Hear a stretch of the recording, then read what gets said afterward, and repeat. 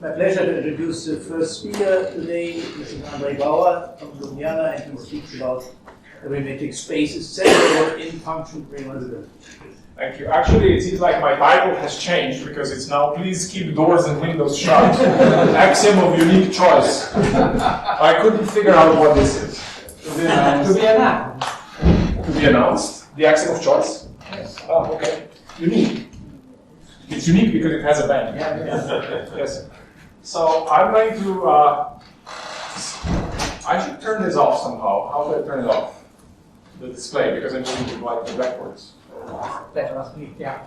Could you the session chair something to do? Thank you very much. So I'm going to start with a question. If you want to exhibit a set with decidable equality, well, I mean, there are many such, like natural numbers, for instance. But how about a set with decidable equality that is uncountable? That's a little more difficult to come by. And if you've ever tried to do it constructively, you'll notice that just out of like pure constructive seems difficult to do. And more generally, you can ask about separability of metric spaces. I'm going to explain why this is more generally. Can you have a non-separable metric space? It seems like an obvious thing to ask for, because after all, in classical analysis, there are plenty of such spaces that they're important. But if you try to take some of those, like you take L infinity, and you immediately get into trouble when you try to define the metric. So the question is, can it be done? And so Andrew Swan and myself proved that this cannot be done because there is a model, namely Plini's function realizability, which validates the statement that every metric space is separable. And so if we have a construction of a non-separable metric space, then that construction would also work in function realizability and would give us a counterexample. So this cannot be done. Which I think poses some interesting questions about what to do with the kind of analysis that seems to require non-separable metric spaces constructively. This seems to be an obstacle. I'll comment on this at the end. So let me explain how this works. Now, I'm not going to drag you through function realizability. Instead, what I'm going to observe is I'm going to identify some principles, logical principles and extra counter classical principles that are valid in function realizability, and then I will just use those to argue constructively. I managed to write down 2 of them before the talk, and then I have to keep going.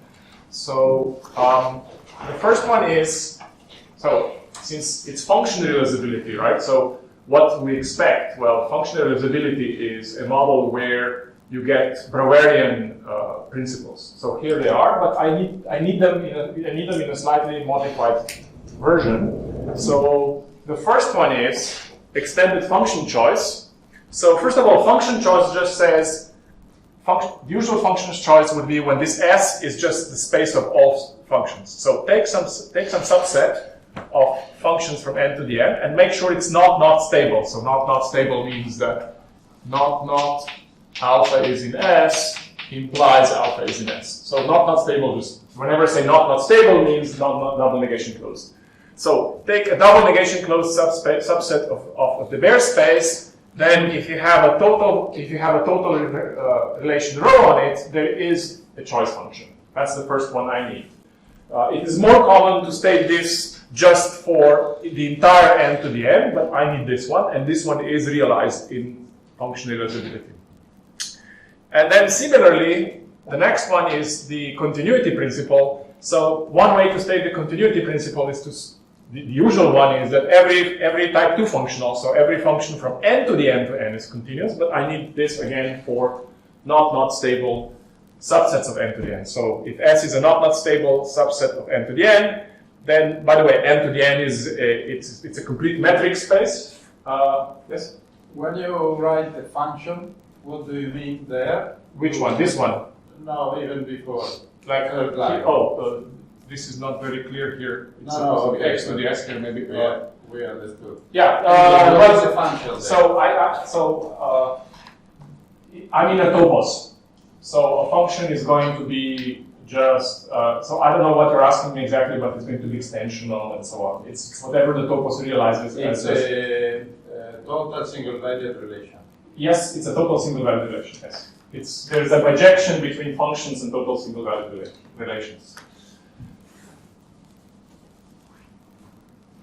So here, we have every function is continuous, and then of course you have to ask continuous with respect to what? Well, this is a nice metric space, it's a discrete metric space, and n to the n is a complete metric space, and then I just inherit the metric from it. And so it just continues in the usual way whenever you speak about function realizability and continuity principles. Nothing strange going on there.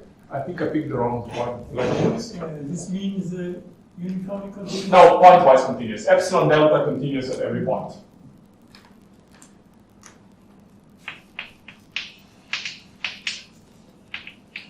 Okay. Now the third one is actually something that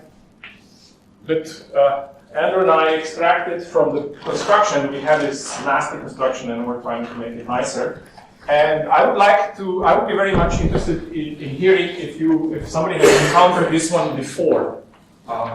And so this one says, it has to be understood properly. These you can read as internal statements here. They work like this is an internal statement for every s in the power set of la la la. But this one needs to be, this one is like a schema, and it says the following, let me put it down in the logical way. I could do it in a category theoretic way, but let me put it down in the way a logician would put it down. So suppose phi of n is a predicate on natural numbers, so this n ranges over natural numbers, and the only parameter is n.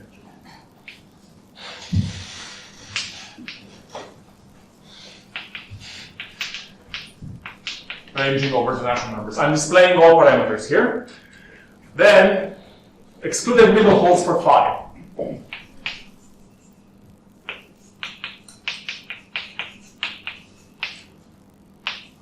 Well, I can't decide whether to use brackets or not. So, and also I can't decide which phi to use. Yeah. Okay, so that's another one. And this is validated in Klee's function realizability. And there is an archive paper by Andrej Bauer and me where we wrote up these details that I'm not going to mention now. But let me just say that in order to validate this statement, we need excluded middle and countable choice in the meta theory. Otherwise, you can't do this. So there is some leak. The meta theory is leaking into the realizability model, which is not surprising. I mean, this is a general phenomenon. And then I need some knowledge about modest sets. But only a very little bit of it. And so, first of all, what is a modest set? X is modest when, first of all, the equality on X is not stable.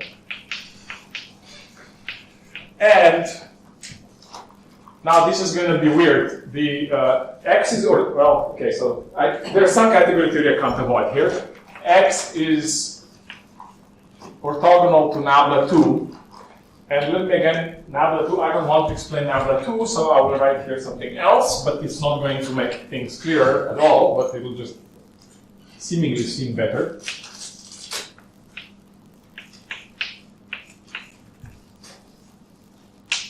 So this is the set of all truth values which are not stable. So take the not stable truth values. There is an exponential here. There is an obvious map going in this direction, which is just take any x and consider constant maps. Okay, and then this has to be an isomorphism, and this is not important. Why this has to be, except for the consequences that I'm going to get out of this, which is something that happens in realizability, namely the consequence of 4 that I actually need is this. So first of all, the real numbers are modest. That's something you just have to verify with your bare hands. And then if y is modest, then y to the x is modest. So this is the set of all functions from x to y. And modest is preserved under its subset. So if x is a subset of y and y is modest, then x is modest. And I will use this actually now as my starting point of the argument, which was also the starting observation by Andrew on the mailing list. Some mailing list, probably the Constructive News, I don't know. Which goes like this. So we're trying to prove that every metric space is separable. Okay, that seems crazy. So we need something crazy. Here's something crazy, and we're going to use this. So these are the principles I need. So one has to verify that they are validated in function realizability, and then I go on from here. So take X. Suppose I have a metric space XD.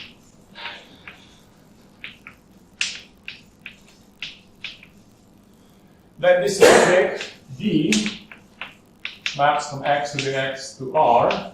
I can take its transpose. Oh, yes, there's one little thing about modest sets which I still have to say. This transport is an injective map. What is the transpose? Well, the transpose takes the point X. It takes the point X to the function which takes y to the distance. And so you have to think that in a metric space, the point, if two points share the same distance function, then they're the same point because they will be from distance 0 from each other. Okay, so this is injective. And now we have R is modest, therefore R to the X is modest, but X is embedded in R to the X, therefore X is modest. So, therefore, X is modest.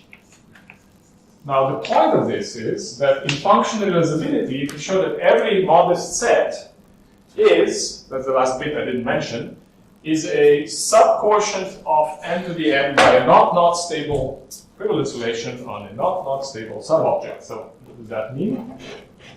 Therefore, what happens is that we have the following situation. There is some subset of n to the n, which is not stable, and a surjective map Q from S onto X.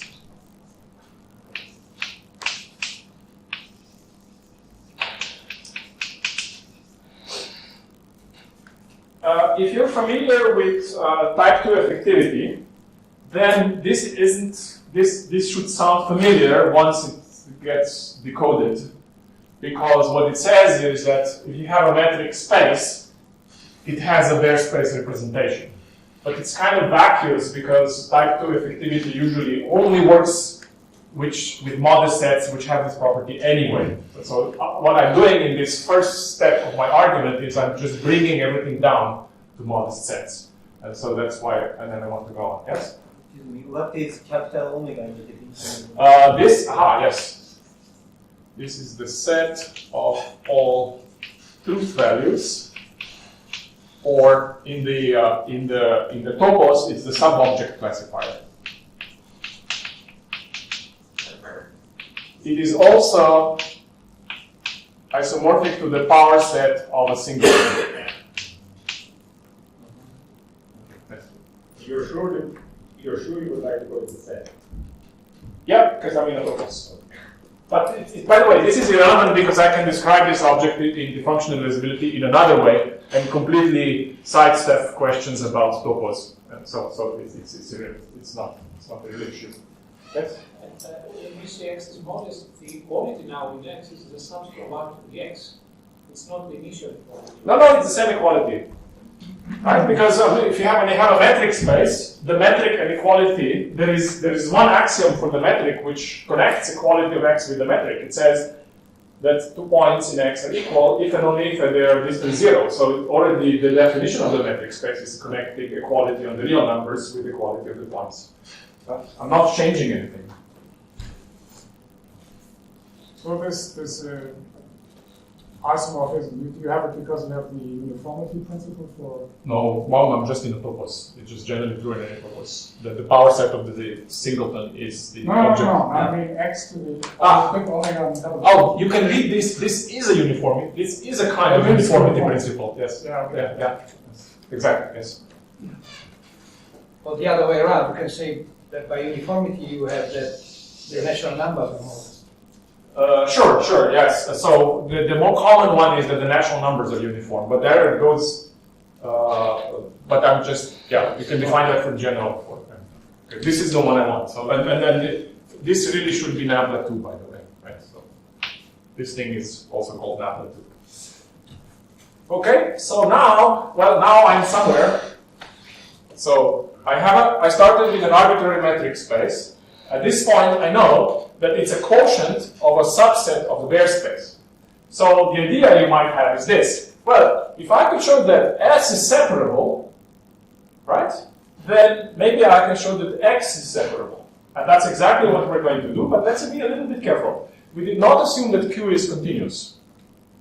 Okay? So we're not, it's not just going to be automatic. You have to think a little bit, because otherwise it's not going to work. But nevertheless, so let's put on the side for later lemma every S subset of n to the n not stable is separable. Well, when I say this, I say in the induced metric, of course, right? In the metric that is inherited by the bare space, not some other metric. So we'll do this later, but let's finish the proof once I have this. Okay.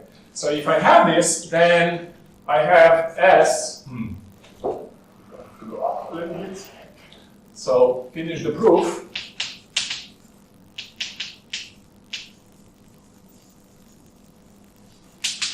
So if I knew that Q was continuous, then it'd be done, like sufficiently nice. But I'm just going to do it slightly differently. So first of all,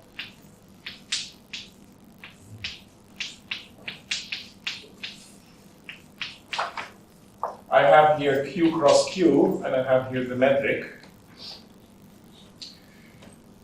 And I can have a quotient here. There's a quotient map here. By the way, there's a quotient map here because of countable choice. So I have countable choice, and countable choice makes sure that the Dirac reals are equal to the Cauchy reals, and that there is the map that you would write down if you try to make here a quotient. That one will actually be surjective, and also, by the way, it's continuous. And this one is continuous. Okay? And now, this, up to isomorphism, this is a not stable subset of n to the n cross n to the n. But n to the n cross n to the n is isomorphic to n to the n. So, this one, now I can apply the extended function choice, because I have that. For every element here, I go down there, and there is somebody up there. So for every element down, for every element here, there is somebody here, so that they meet. Therefore, I can get a map here, G, by choice. Okay? But then, I immediately apply the continuity principle. G is continuous. So this one here is continuous. Therefore, now this commutes.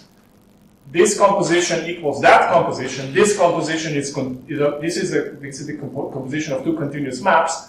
Therefore, D composed with Q cross Q is continuous. And now this suffices to show the following, that if S separable, which we assume that it is, then X separable. So I sidestep this problem of not knowing whether Q is surjective by showing instead that Q composed with the metric is continuous. And then I will leave this as an exercise. So this is either an exercise in analysis. It's a basic argument in analysis to show this last bit. You could give it to your students, they would hate you, but you could give it to your students, or it's an exercise in downloading a paper from archive. Anyhow, now we're done, right? Now we know that X is separable. Modulo this lemma, so I have to explain the lemma. And the thing which I haven't used yet is this number 3 here. So, sorry, you said G is continuous, but sorry, I'm stupid. first of all, you get G by choice. Yes. And then it's continuous because every map is exactly this. The only thing you have to realize is that n to the n cross n to the n is the same thing as n to the n. Because I have a map here. I have a map I have a map of 2 arguments defined on a not stable subset of n to the n. Therefore, it's continuous. But it's a map into. Okay. Well, Okay. It doesn't make a difference. Okay. Yeah. Okay, that's Yeah, because continuity into n will imply continuity into n to the n. Okay. Yeah. Okay. Sorry. Yes. But No, yeah, thank you. No, but it's math. We should be precise. How far up can I get this thing?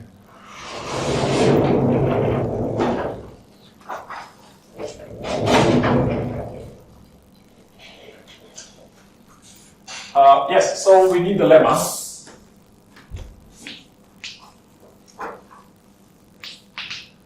So if S is a subset of n to the n and it's not stable, then it's separable.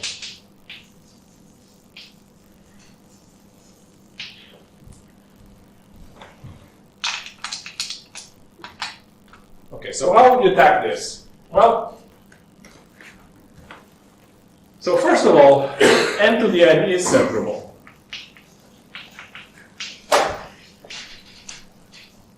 And the way you can get the dense set, for instance, is if you take the finite sequences of numbers, and then every such sequence A, this is a finite sequence, it can be padded with zeros, so you get A0 up to, let's say, some A n minus 1, and then you just keep going with zeros.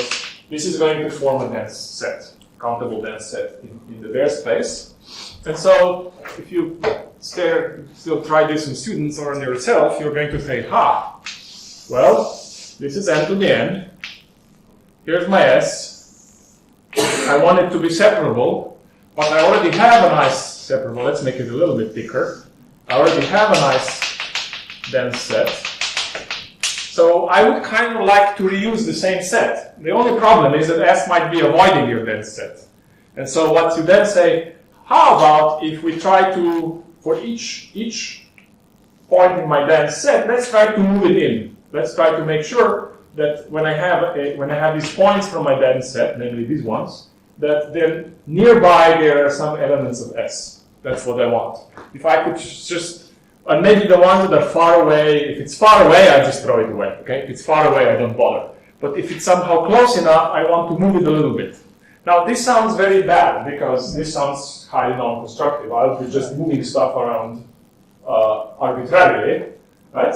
Which is exactly what 3 will allow me to do, because 3 is a little bit of excluded middle. It's a kind of a controlled excluded middle that I'm getting. So that's what I do.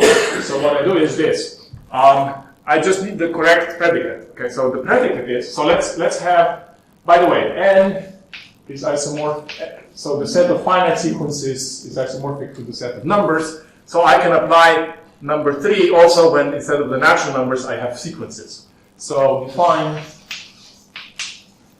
phi of n, phi of a actually, where A ranges over finite sequences, like this. Again, now there will be some details here that you have to think about why this works. You just take this to be that exists something in S. I want to say that exists something in S which is close to this point. But what does close mean? I don't have any parameter for the distance. Well, I can use this length of A for my parameter for the distance.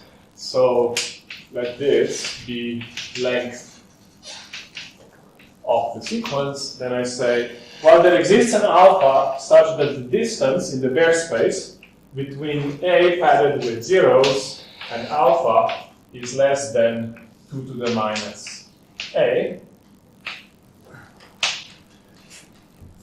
And now I can, so you should now worry, now I'm going to state that this doesn't have any parameters, and you shouldn't believe me because it looks like there is a parameter here, S, at the very least. But I'll discuss that at the end. So now I want to apply 3. So we see that for every A, for every finite prefix, either there is something in alpha which is close by, or there isn't.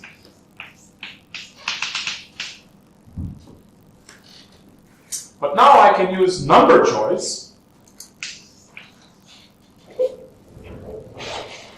So countable choice.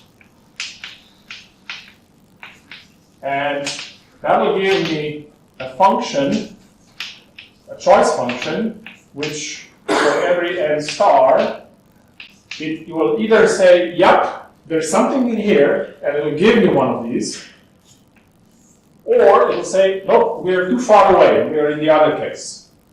So this is a disjoint union, so it will either give me an element of S, or it will just say, no, I'm not giving you anything. Such that for all, so this is what you need now, for all alpha, alpha just is the choice function.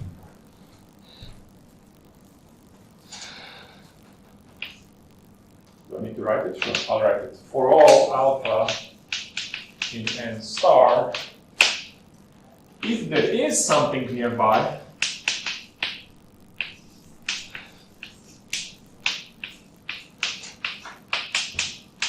if it's possible to pick something that's close, so given one of these A's, you look at the length of A, that gives you a ball. If it's possible to pick something here, then we will pick something. So then C of A is going to be in S, and the distance will be small.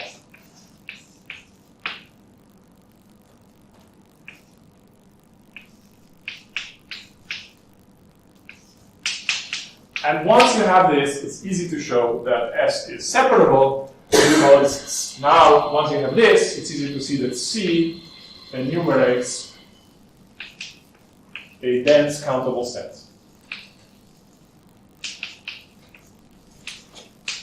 Set in S. And so the lemma is proved.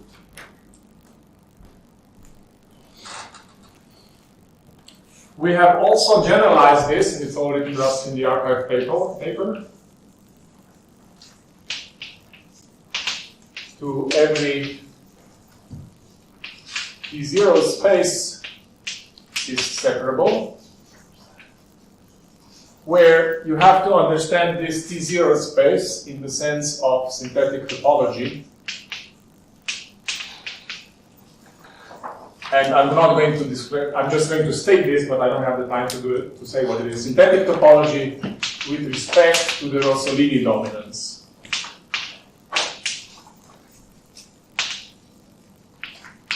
And we have Rossolini sitting here, so I can explain what the Rossolini dominance is. Okay, so there was just one question of whether there were any parameters. You need to understand this statement, the theorem needs to be stated as follows. For any object X and any morphism D, if XD forms, so externally, you have to quantify externally over the metric spaces, and then it's valid. So for each particular metric space, it is separable. Such a metric space will be separable. However, it is not internally valid in the sense that you can have families of spaces. In fact, functional realizability validates it is not true that every subset of the natural numbers is countable. So you cannot have this segment internally. Oh, one last word, if I may. What does this have to do with countable decidable sets? If you have a decidable set, if X has decidable equality, then we can put on it the discrete metric.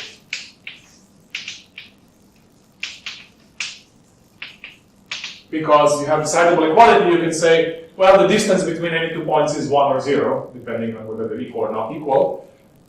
So you get a discrete metric, but then it's separable.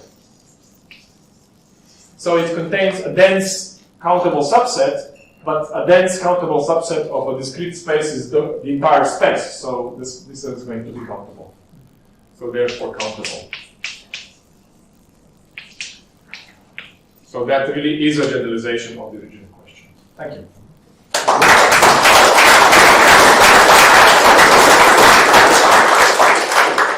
Maybe just one quick question. Yeah. In some parts of quantum mechanics or the underlying mathematics, I think people have used non-separable spaces, like in Gleason's theorem or something like that. Oh yeah. So what? Non-separable spaces actually get used in in heavy-duty analysis. It's not. This seems like a fundamental obstacle. What are we going to do about all those spaces? Because the non-separable metric spaces do appear. I'm not an expert, but I would expect sort of like distributions, spaces of distributions, things like that, and you cannot just easily discount them. I don't have a good answer other than a hunch. And this hunch was expressed by, I think, the best way by Paul Taylor, who said that separability is poor man's overtness. So separability is poor man's overtness. Separability is a bad replacement for a very good concept called overtness, a topological notion of overtness. And so maybe that would be one way to try to avoid speaking about separability. But I think it's far from clear where that would actually lead. That was, by the way, also the argument of the bishop himself, who said that the interesting metric spaces are separable, but he did not exclude the other possibilities. But you prove that every matrix spaces in this special functional interpretation is separable. Yeah, so the consequence of that is that in bishop constructivism, you cannot construct a specific non-separable space. That's the trouble. I'm afraid we have to close off. Thanks.